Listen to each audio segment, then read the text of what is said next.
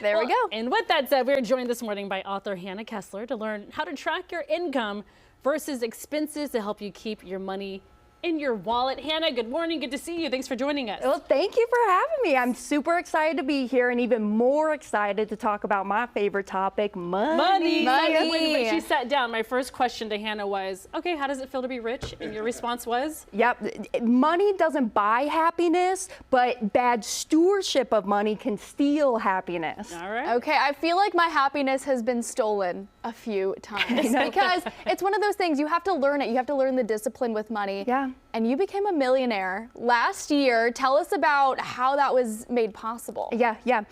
Really what it comes down to is it starts with our mindset around our money. Mindset is the number one key, and how you think about your money is going to greatly impact how much money that you have. Because now once you start to master the mindset, the disciplines and the habits are just going to naturally follow. Different options of what you can do with the money and different opportunities are going to start to present themselves in your life. Yeah. So Hannah, one key thing here though is to understand the budget. Tap on that a little bit. Yes. Budget is number one. I would say that you need to understand what's going on. If you know what's going on, you'll know what to do.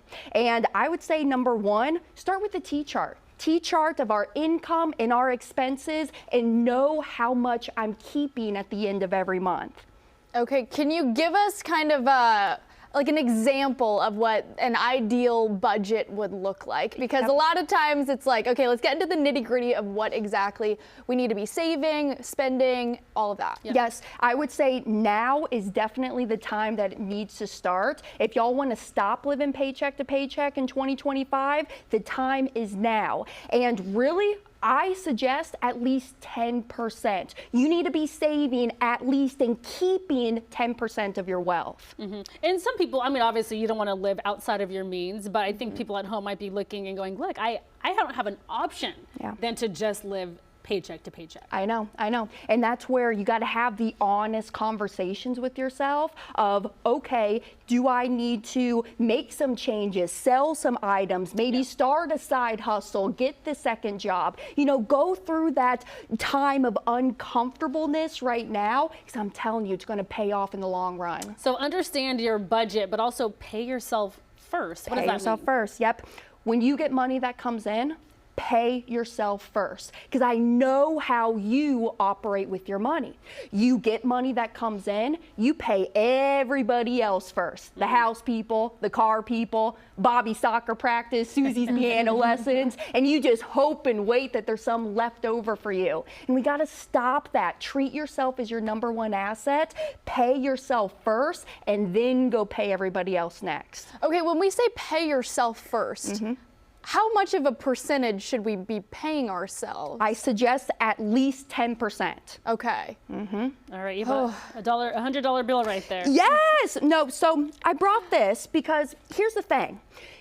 People will go out and at the end of the week, they'll get paid. Yeah. And people think that this is money, but it's not. It's currency. In my opinion, it's worthless. It's worthless currency. And what the wealthy do is that a real $100 bill? Real $100 bill. And what the wealthy do. Can we tape it back together and give it to me? Christine, hand me the tape, please, if you don't mind. Okay, go ahead, continue. Yes, and so what we need to understand is that this is currency, and what the wealthy people do is they exchange the currency for something of value, like investments. Oh my gosh, my heart's still beating after that. We'll take half. The Single Millionaire Chick, you're an author. What is your book called? Yeah, The Single Millionaire Chick. Yeah, okay. Host of the Money Multiplier Podcast. Yes. How else can people find you? Yes, on Amazon, The Single Millionaire Chick, and my podcast, The Money Multiplier Podcast. Got rich at 24 and you're only 25 now. Yes. Whoa, oh my goodness, we're behind Ashley, come on. I mean, I'll take a 50. We gotta get it together. together. All right, well, Hannah, thank you so much for joining us this morning. We appreciate all of the tips, especially as we go into 2025. This is so sad. I know. Can we go to Target later? That's my Y'all gas- keep that's it. gas Keep money. it. No. Just tape it back together. I think somebody would take a taped $100 bill. Thank you so much. Thank All the you so information much. will be linked to the website Good Day Sacramento. That's right. Well,